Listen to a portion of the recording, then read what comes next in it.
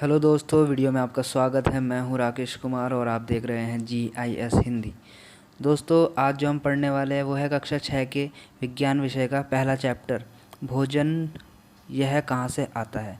इसको आज हम समझेंगे अच्छे से, तो बने रहिएगा मेरे साथ। तो वीडियो को शुरू करने से पहले दोस्तों, अगर आपने अभी तक इस चैनल को सब्सक्राइब नहीं किया है तो प्लीज़ सब्सक्राइब करें चैनल को, साथ ही बेल आइकन को भी दबा दें ताकि जब भी मैं कोई वीडियो डालूँ नई, आपको तुरंत उसकी नोटिफिकेशन मिल जाए। तो चलिए दोस्तों, समझते हैं इस चैप्टर को। दोस्तों, सबसे पहले इस चैप्टर के नाम को ध्यान से समझते हैं। क्या लिखा है? भोजन, यानी कि हम इसमें पढ़ेंगे भोजन के बारे में, खाने के बारे में।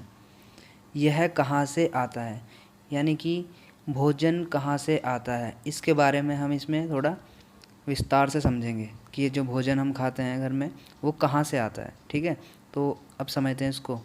आज आपने अपने घर में क्या खाया था, सभी को मालूम ही होगा। पता लगाइए कि आपके दोस्त ने आज क्या खाया था। ठीक, क्या आपने कल और आज एक ही प्रकार का आहार लिया था? क्या यह सत्य है कि अलग अलग समय में हम भिन्न भिन्न प्रकार का आहार लेते हैं? हाँ, ये तो सत्य है कि अलग अलग समय पे हम अलग अलग प्रकार का आहार खाते हैं। ठीक है, जैसे सुबह को नाश्ता किया, दोपहर को अलग से खाना, रात को फिर उसमें थोड़ा हम अलग खा लेते हैं। ठीक है, अब ये देखिए, विभिन्न खाद्य पदार्थ, ये एक क्रियाकलाप है। इसमें क्या करना है आपको, इसमें केवल आपको ये समझना है। इस क्रियाकलाप के अंदर यहाँ पे एक टेबल दी गई है, इसको आपको समझना है। टेबल में लिखा हुआ है हम क्या खाते हैं। इसमें क्या करना है आपको, अपने विद्यार्थी दोस्त का नाम लिखना है यहाँ पर, किसी का भी, पूरे दिन में उसने क्या क्या खाया है उसके बारे में। दूसरे किसी दोस्त का नाम लिखना है, पूरे दिन में क्या खाया है उसके बारे में। यहाँ पर ऐसे ही तीसरे दोस्त का नाम। ठीक है दोस्तों, ये काम इसमें करना है, ये क्रियाकलाप हो गया। आगे इसमें देखिए, यहाँ पे कुछ आप पिक्चर्स देख सकते हैं। ये अलग अलग जगह पे अलग अलग प्रकार का भोजन है। ये इडली, ये तो आपने देखा होगा, चटनी, सांभर, मछली, दाल। तो ये वही है कि अलग अलग जगह पर अलग अलग प्रकार का भोजन खाया जाता है। अब इसमें आगे देख लेते हैं। अपने भोजन में हम अनेक प्रकार की चीज़ें खाते हैं। खाने की ये सभी चीज़ें किससे बनी है? पके चावल के बारे में सोचो। हम कच्चा चावल लेते हैं, उसे पानी में उबालते हैं। इसे तैयार करने में हमें दो पदार्थों या संघटकों की आवश्यकता होती है। ठीक है, कच्चे चावल आपने देखा ही होगा। कच्चे चावल को अगर आपको खाना है, पकाना पड़ेगा, तो आपको पानी की ज़रूरत होगी और चावल की ज़रूरत होगी। तो इन दो चीज़ों को हम लेंगे और तब जाकर उसको हम पकाएंगे, यही कहा गया है। दूसरी ओर, कुछ भोजन तैयार करने में हमें कई संघटकों की आवश्यकता होती है। यदि हम सब्ज़ी बनाना चाहते हैं तो हमें अलग अलग कई प्रकार की कच्ची सब्जियों, नमक, मसाले, तेल आदि की आवश्यकता होती है। यहाँ पे यही कहा गया है कि अगर हमें चावल बनाने थे तो वो तो सीधा हमने पानी लिया और चावल लिया, उसको तैयार कर दिया उनके दोनों के इस्तेमाल से। लेकिन यहाँ पर जो हमें अगर सब्ज़ी बनानी है, सब्ज़ी बनाने के लिए हमें उसमें अलग अलग संघटक चाहिए होंगे, जैसे कि नमक, मसाले, तेल, ठीक है, कच्ची सब्जियाँ आदि। अब आगे इसमें देखते हैं। अब दोस्तों, यह है क्रियाकलाप नंबर 2, ये दूसरी एक्टिविटी है। इस एक्टिविटी में क्या करना है मैं आपको बता देता हूँ। इस एक्टिविटी में यहाँ पे आपको एक टेबल दी गई है, आप देख सकते हैं। इस टेबल में लिखा हुआ है कि खाद्य व्यंजन और उनकी कच्ची सामग्रियाँ। जैसे कि खाद्य पदार्थ क्या है हमारे पास, रोटी या चपाती। ठीक, इनकी कच्ची सामग्री क्या है, आटा और जल। इन दो चीज़ों से ही तो बनती है। रोटी के अंदर क्या है, आटा है या फिर जल है, उनसे ही बनती है वो। ऐसे ही दाल है, दाल कैसे बनती है, कच्ची दाल होती है, उसके लिए पानी होता है, जल, नमक, तेल, घी, मसाले। ठीक, तो ये पूरी टेबल है, इसको आपको ऐसे ही भरना है इसको। ठीक है, आप भर सकते हैं। अब इसमें आगे देखते हैं। अब यहाँ पे देखिए दोस्तों, यहाँ पे है खाद्य सामग्री एवं उनके स्रोत। जो खाद्य सामग्री है हमारे पास, जो खाने का जो भोजन है उसके बारे में, और उनके स्रोत कहाँ से वो हमें मिलते हैं। ठीक है, सारणी 1.2 में सूचीबद्ध कुछ कच्ची सामग्री जैसे फल, सब्जी के स्रोत का अनुमान लगाना हमारे लिए बहुत मुश्किल हो सकता है। यह कहाँ से आते हैं? निश्चित रूप से पौधों से।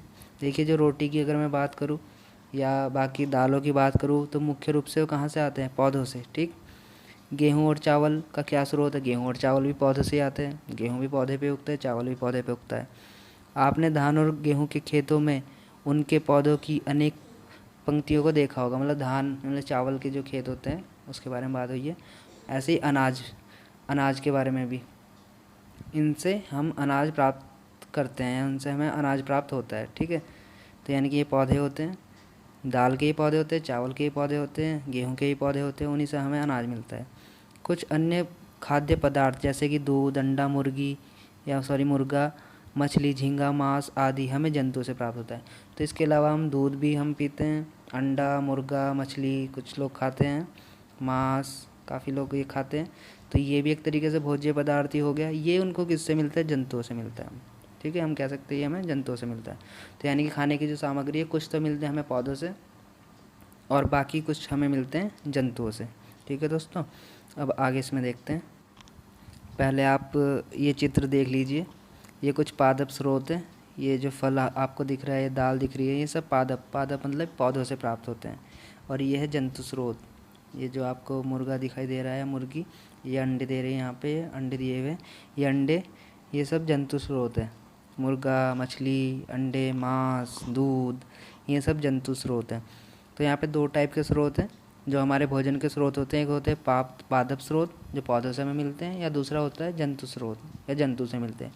तो दो टाइप का ही हमारे पास खाद्य सामग्री होती है, एक जंतु स्रोत की और एक पादप स्रोत की। ठीक है दोस्तों, अब क्रियाकलाप 3 एक्टिविटी 3 यहाँ पर। इस एक्टिविटी में बताया गया है कि जो हमारे खाद्य संगठक हैं, जो इसके जो स्रोत है, ठीक है, वो जो अभी मैंने आपको बताया जंतु स्रोत और पादप स्रोत हैं। जैसे कि अन्न, सब्जी तथा फल इत्यादि, इनके स्रोत क्या है? पौधे से अन्न, सब्जी, फल इत्यादि प्राप्त होते हैं हमें। जंतुओं से हमें दूध, मांस, अंडे तथा अन्य जांतव उत्पाद प्राप्त होते हैं। जांतव उत्पाद से मतलब है जैसे कि जंतुओं से ऊन प्राप्त हो जाती है, हमें चमड़ा प्राप्त होता है। ये गाय, बकरी तथा भैंस दूध देने वाले कुछ सामान्य पशु हैं। दूध एवं विभिन्न दुग्ध उत्पाद जैसे कि मक्खन, क्रीम, ठीक है, तो ये सब हमें जंतुओं से प्राप्त होते हैं। और इस क्रियाकलाप में एक टेबल दी गई है, उस टेबल को आप ध्यान से समझ लीजिए।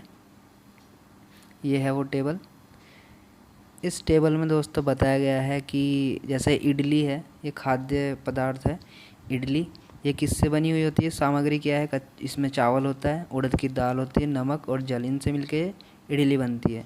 चावल हमें मालूम है पौधे से मिलता है, उड़द की दाल भी ये भी पौधे से, नमक ये हमें समुद्री जल, और जल तो हमें मिल ही जाता है। ठीक है, तो इस तरीके से चिकन करी आपको बनानी है। ठीक है, इसमें चिकन लगता है, मसाला, तेल, घी, जल कहाँ कहाँ से मिलता है? चिकन जंतु से, मसाला पौधे से मिलेगा, तेल घी पौधे या जंतु दोनों से मिलेगा, जल तो आपको पता ही है, जल है ये आप अपने नल से ले सकते हैं, नदी से ले सकते हैं, तालाब, कुआं, ये कहीं से मिल जाएगा आपको अधिकतर। ठीक है, जो जल के स्रोत हैं। ऐसे ही तो ये पूरी टेबल है, बस इसको आपको इतना समझना है। आगे देखते हैं इसमें भी दोस्तों। अब ये देखिए, भोजन के रूप में पौधे के भाग और जंतु उत्पाद, मतलब कि हम जो पौधा है उसके कौन कौन से हम भाग भोजन के रूप में उपयोग करते हैं, उनको खाते हैं मतलब। और जंतु उत्पाद, जंतु के कौन कौन से उत्पाद है जो हम भोजन के रूप में उसको लेते हैं, तो ये इसमें देखना है हमें। पौधे हमारे भोजन का एक मुख्य स्रोत है। हम पौधे के कौन से भाग का उपयोग खाद्य पदार्थ के रूप में करते हैं? ये जो हम पौधे के जो भाग है, अलग अलग भागों का हम यूज़ करते हैं। हम पत्तियों वाली अनेक सब्जियां खाते हैं, जैसे पालक, सरसों, मेथी। ठीक है, कुछ पौधे के फलों को भोजन के रूप में लेते हैं हम, जैसे कि टमाटर भी एक फल है, उसको ले लेते हैं। ठीक है, पौधे के। इसके अलावा और भी बहुत सारे फल हैं जिसको हम खा लेते हैं। ठीक है, कभी हम जड़, कभी तना, तो कभी पुष्प को भी भोजन के रूप में खाते हैं। जड़ भी खाते हैं हम, जड़ जैसे कि मूली, गाजर, ये सब जड़ें हैं, इनको भी हम भोजन के रूप में ग्रहण करते हैं।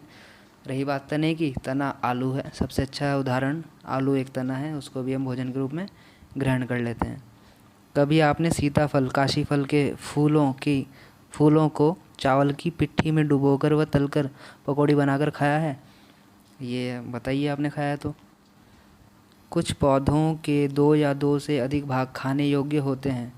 उदाहरण के लिए सरसों के बीज से हमें तेल प्राप्त होता है, एवं इसकी पत्तियों का उपयोग साग बनाने के लिए किया जाता है। देखिए सरसों का पौधा, इसमें हम दो भाग इसके खा लेते हैं। एक तो उसके बीज जिससे तेल बनता है, दूसरा जो उसकी पत्तियाँ उससे साग बनता है। ये हम खाते हैं सरसों का साग, पालक का साग। ठीक है।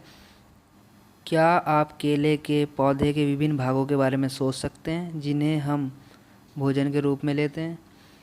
केला, हाँ, जो केला होता है उसको हम खाते हैं। कच्चा केला भी खाया जाता है उसको, जब वो पक जाता है तब भी खाया जाता है भोजन के रूप में। क्या आप किसी अन्य पौधे के बारे में सोच सकते हैं जिसके दो या अधिक भाग खाए जाते हैं? ठीक है, तो बिल्कुल ऐसे भी हैं बहुत से जिसके दो या दो से अधिक भाग खाए जाते हैं। आप सोचिए ध्यान से बैठ के। इस पौधे को भी देख लेते हैं। ये सरसों का पौधा है। इसमें वही दिखाया गया है कि एक है यहाँ पर मूल तंत्र, जो जड़ वाला भाग होता है ज़मीन के नीचे वाला, वो होता है आपका मूल तंत्र, जैसा आप देख रहे हैं। और ज़मीन से जो ऊपर का जो भाग होता है पूरा, ये आपका प्ररोह तंत्र में आता है। ठीक है, तो एक पौधे में दो ही भाग होते हैं। एक होता है मूल तंत्र, मूल तंत्र मतलब जो जड़ वाला भाग है जो ज़मीन के नीचे है, और दूसरा भाग होता है प्ररोह तंत्र, जो ज़मीन के बाहर वाला भाग है। ठीक है, तो इसमें ये चीज़ बताई हुई है कि इसके अंदर पत्ते भी खाए जाते हैं।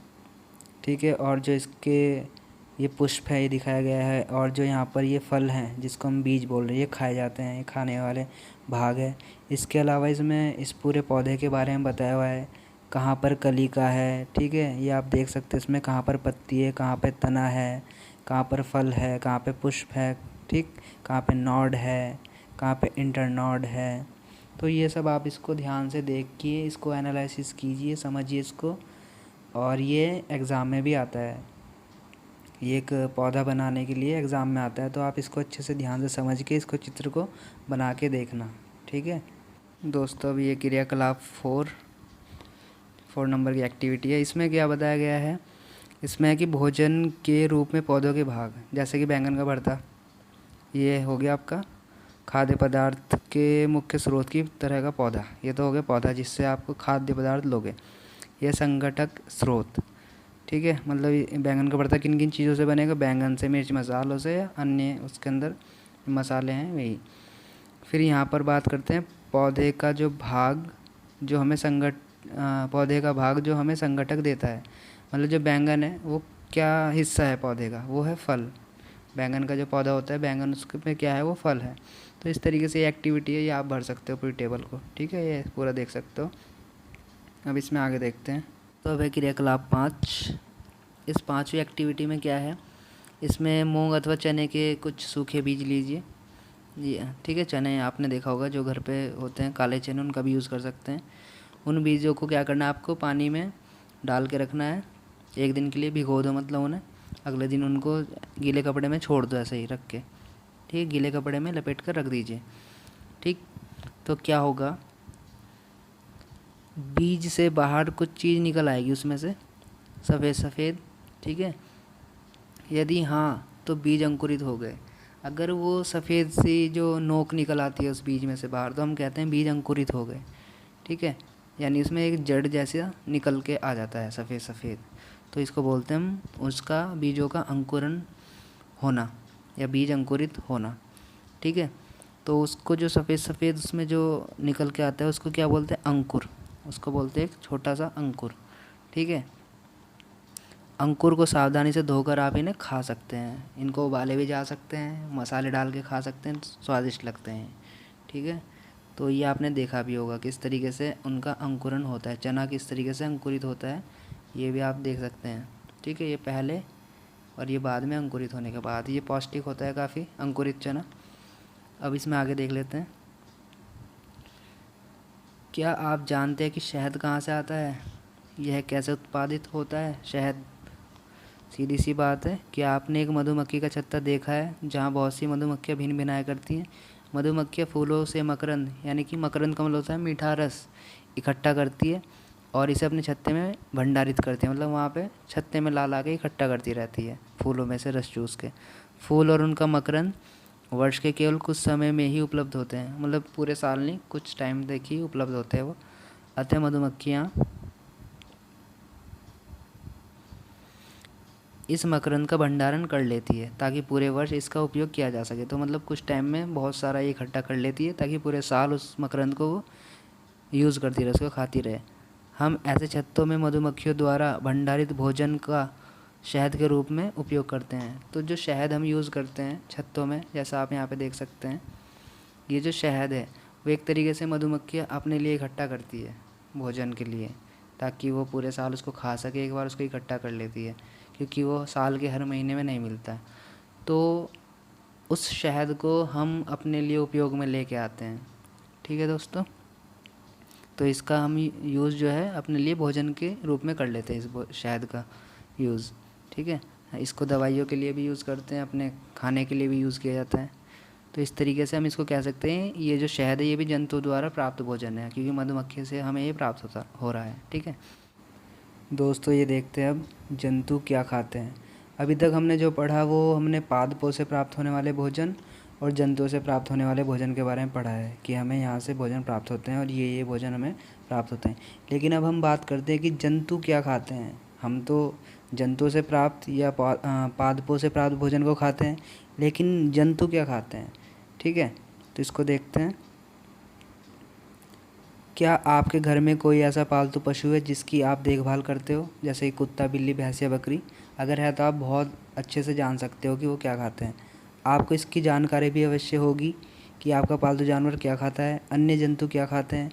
क्या आपने कभी गिलहरी, कबूतर, छिपकली या छोटे कीट को खाना खाते देखा है? बताइए। ये देखिए, गिलहरी अखरोट खाते हुए। गिलहरी को आपने देखा होगा, अक्सर अखरोट भी खाती है, मूंगफली भी खाती है। ठीक है, जो इस तरीके की छोटे मोटे जो नट्स होते हैं इनको खाती है। ये है दोस्तों क्रियाकलाप 6। इस क्रियाकलाप में क्या करना है, जंतु और उनका भोजन। जैसे कि भैंस है, ये जंतु है, जीव है, ये क्या क्या भोजन खा सकती है, जैसे घास, खली, भूसा, अनाज, पत्ती, ये भोजन ये खाती है। तो ये यहाँ पे लिखना है। बिल्ली क्या क्या खाती है, छोटे जंतु, पक्षी, दूध। ठीक है, ये चीज़ें आ जाएंगी इसमें। तो ये पूरी टेबल आप भर सकते हैं थोड़ी जानकारी लेकर के। क्रियाकलाप 7 देखते हैं। इस क्रियाकलाप में जंतुओं को 3 वर्गों में बांटा गया है: शाकाहारी जंतु, मांसाहारी जंतु और सर्वाहारी जंतु।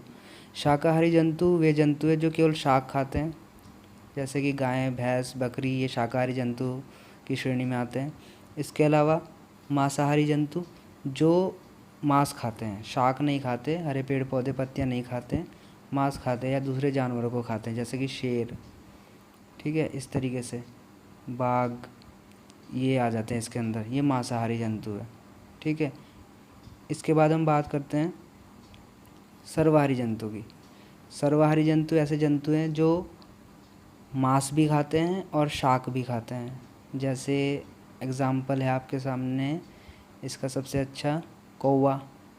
ठीक है, कौवा होता है, भालू। इसके अलावा और बहुत सारे एग्ज़ाम्पल हैं। ठीक है, चूहा। तो ये है, ये सब सर्वाहारी है। कुत्ता, ये सब सर्वाहारी जंतु है। ये मांस भी खाते हैं और ये शाक भी खा लेते हैं। अब ये सारणी देखिए। इस सारणी में हमें क्या करना है, ये जो जंतु हैं इनको अलग अलग बांट दिया हमने, शाकाहारी, मांसाहारी और सर्वाहारी। शाकाहारी में कौन कौन से जंतु है, गाय, भैंस, गधा। ठीक, मांसाहारी में शेर, भेड़िया, ठीक है, तेंदुआ या बाघ, ये ले सकते हैं। सर्वाहारी में कौवा, भालू, कुत्ता, चूहा। ठीक है दोस्तों, ऊपर जो अभी हमने टेबल समझी है उसमें से एक यहाँ पे हमसे प्रश्न पूछा जा रहा है, पहेली पूछती है कि अगर ऊपर जो टेबल है उसमें अगर आपको मनुष्य को किसी वर्ग में रखना है तो आप कौन से वर्ग में रखोगे उसको? तो दोस्तों, मनुष्य को रखा जाएगा सर्वाहारी की श्रेणी में, क्योंकि मनुष्य मांस भी खाता है और शाक भी खाता है। ठीक है, इसको देखते हैं। हम जानते हैं कि हम में से बहुत से लोग ऐसे हैं जिन्हें पर्याप्त भोजन नहीं मिलता। हमें ऐसे उपाय खोजने की आवश्यकता है जिनके द्वारा देश में अधिक खाद्य उत्पादन किया जा सके। यही पर्याप्त नहीं होगा, बल्कि हमें ऐसे भी उपाय खोजने चाहिए जिनसे यह सुनिश्चित हो सके कि भोजन हम में से प्रत्येक को आसानी से उपलब्ध हो सके। दोस्तों, यहाँ पे यही कहा गया है कि हमारे देश में अभी भी बहुत से ऐसे लोग हैं जिनको भोजन पूरी तरह पर्याप्त भोजन नहीं मिलता है। तो हमें ऐसे उपाय खोजने चाहिए जिनसे उनको देश में ज़्यादा से ज़्यादा खाद्य उत्पादन किया जा सके, मतलब अनाज ज़्यादा उत्पन्न हो। साथ ही ये भी काफ़ी नहीं है, बल्कि हमें इसके भी उपाय खोजने चाहिए कि सबको भोजन उपलब्ध हो रहा है या नहीं हो रहा है, आसानी से उनको भोजन मिल रहा है या नहीं मिल रहा है सभी को। ठीक है दोस्तों, आगे देखते हैं। तो दोस्तों इसी के साथ ये अब हमारा जो ये चैप्टर था ये ख़त्म हो चुका है। अगर आपके कुछ प्रश्न हो इस चैप्टर से संबंधित तो आप मुझसे पूछ सकते हैं कमेंट करके। और अगर आपको वीडियो अच्छी लगी है तो लाइक भी कीजिए, शेयर भी कीजिए, कमेंट भी कीजिए। ठीक है दोस्तों, बाकी दोस्तों वीडियो को देखने के लिए आप सभी का धन्यवाद।